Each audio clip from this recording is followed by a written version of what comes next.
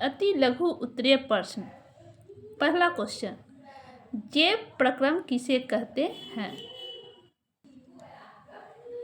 वे सारी क्रियाएं जिनके द्वारा जीवों का अनुरक्षण मतलब मेंटेनेंस होता है, हमारी सारी आवश्यकता की पूर्ति होती है, वह जैव प्रक्रम कहलाती है। क्वेश्चन नंबर 2, बहुकोशिकीय जीवों में ऑक्सीजन की आवश्यकता विसरण के द्वारा क्यों नहीं पूरा हो पाती है? जो जीव एक कोशिकीय होता है मतलब जो जीव एक ही सेल के बने होते हैं एवं सरल जीवों में खाद्य पदार्थों का ग्रहण मतलब वो जो भी भोजन ग्रहण करते हैं, जो भी गैस यानी ऑक्सीजन और कार्बन डाइऑक्साइड का आदान प्रदान करते हैं, गैसों के आदान प्रदान एवं अपशिष्ट उत्पाद मतलब जो बेकार पदार्थ शरीर से निकलने वाले हैं, अपशिष्ट उत्पाद के निष्कासन हेतु कोई खास अंग नहीं होते हैं।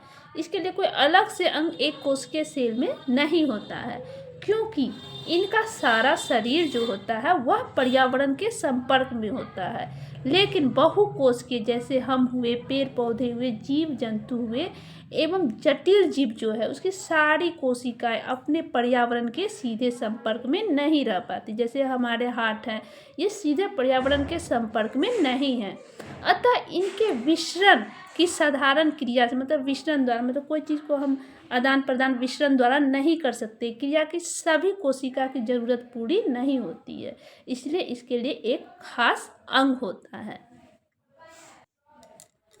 इन बहुकोशिकीय जीव जैसे हम हुए, जीव जंतु हुए में खाद्य पदार्थ जो हम भोजन ग्रहण करते हैं एवं गैसों के परिवहन मतलब जो हम ऑक्सीजन लेते हैं और कार्बन डाइऑक्साइड छोड़ते हैं के लिए परिवहन तंत्र यानी ट्रांसपोर्ट सिस्टम होता है।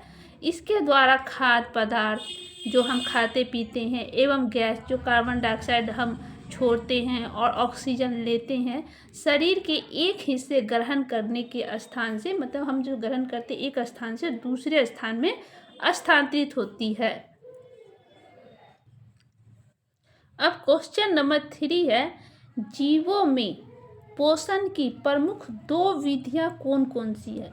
मतलब जीव जंतु जो हैं उसमें जो पोषण होती है, हमारी जो पोषण है, हमारी जो आवश्यकता है वह प्रमुख कौन 2 विधि से पूरी होती है?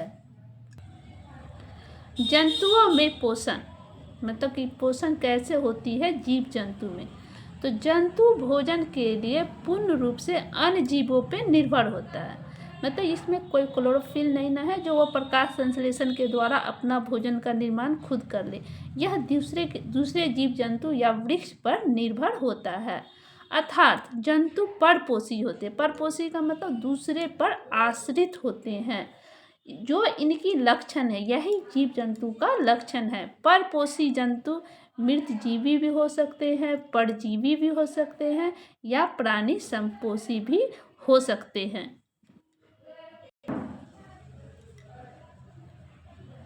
क्वेश्चन नंबर 4, हरे पौधों में किस प्रकार का पोषण पाया जाता है? मतलब हरे पौधों में अगर पोषण होता है तो किस प्रकार का? तो वह स्वपोषी मतलब पेड़ पौधे अपना भोजन का निर्माण खुद करता है।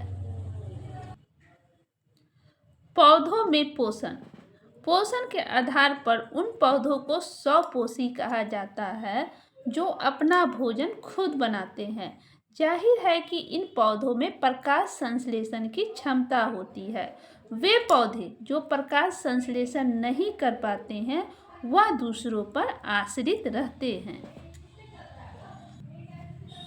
क्वेश्चन नंबर 5, जंतुओं में पोषण की कौन सी विधि पाई जाती है? परपोषण क्लोरोफिल की अनुपस्थिति के कारण मतलब जीव जंतु में क्लोरोफिल नहीं होता है, अनुपस्थित होता है, इसलिए समस्त जंतु तथा कवक भी जो कि पौधे की तरह होती है अपना भोजन स्वयं बना नहीं सकते, स्वयं बनाने में सक्षम नहीं है। अतः भोजन के लिए मतलब वो अपना पोषण के लिए पूर्ण रूप से अन्य जीवों तथा पेड़ पौधे पर निर्भर होते हैं। ऐसे जीव जो अपना भोजन के लिए किसी न किसी रूप में अन्य जीवों पर आश्रित होते हैं उसे क्या कहते हैं? परपोषी या हेटेरोट्रॉप्स कहलाते हैं। परपोषण वह प्रक्रिया है, मतलब वह प्रक्रम है या कहिए वह प्रोसेस है जिसमें जीव अपना भोजन स्वयं संश्लेषित नहीं कर सकते हैं, जिसमें जीव अपना भोजन पेड़ पौधे की तरह खुद बना नहीं सकता है, वह किसी न किसी रूप में अन्य स्रोतों से प्राप्त करते हैं। 3 प्रकार की परपोषण विधियों का नाम लिखें। परपोषण के प्रकार।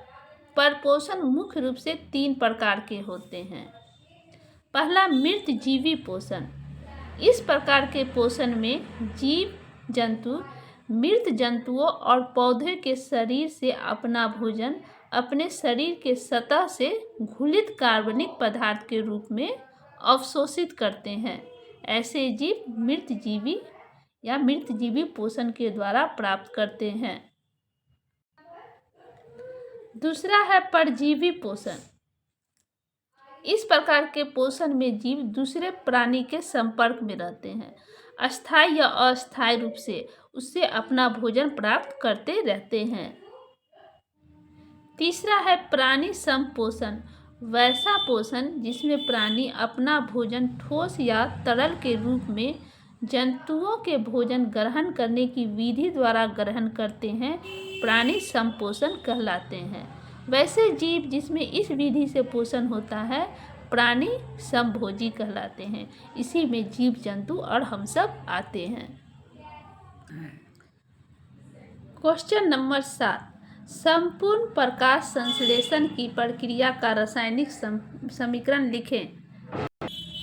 प्रकाश संश्लेषण की प्रक्रिया में कार्बन डाइऑक्साइड जब जल से रिएक्शन करता है सूर्य के प्रकाश में और क्लोरोफिल की उपस्थिति में, जो कि क्लोरोफिल जो है पेड़ के पत्ती में पाई जाती है, और सूर्य का प्रकाश जब पड़ता है तो कार्बन डाइऑक्साइड जो गैस है और जो जल है वो रिएक्शन करके ग्लूकोज और ऑक्सीजन और हमें जल देते हैं। इसलिए इसका समीकरण है 6CO2 + 12H2O। 3 पे सूर्य का प्रकाश प्लस क्लोरोफिल तो ग्लूकोज, ऑक्सीजन और जल।